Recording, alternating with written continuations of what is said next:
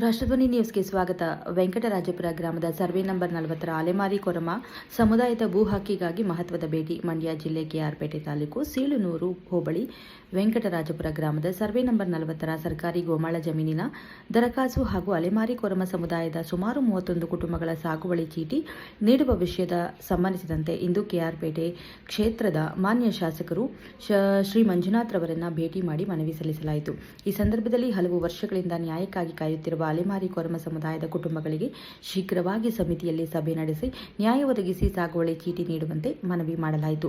ಮನವಿಗೆ ಸ್ಪಂದಿಸಿದ ಮಾನ್ಯ ಶಾಸಕರು, ನಾವು ಅಲೆಮಾರಿ ಕೊರಮ ಸಮುದಾಯದ ಪರವಾಗಿದ್ದೇವೆ. ಅತಿ ಶೀಘ್ರದಲ್ಲಿ ಸಂಬಂಧಿಸಿದ ಸಮಿತಿಯಲ್ಲಿ ಈ ವಿಷಯವನ್ನು ಚರ್ಚಿಸಿ ಅರ್ಹ ಕುಟುಂಬಗಳಿಗೆ ನ್ಯಾಯ ಒದಗಿಸಲು ಅಗತ್ಯ ಕ್ರಮ ಕೈಗೊಳ್ಳುತ್ತೇವೆ ಎಂದು ಭರವಸೆ ನೀಡಿದರು. ಅವರ ಸಹೋದರರು ಸಹ ಈ ವಿಷಯದಲ್ಲಿ ಸಂಪೂರ್ಣ ಸಹಕಾರ ನೀಡುವುದಾಗಿ ತಿಳಿಸಿದರು.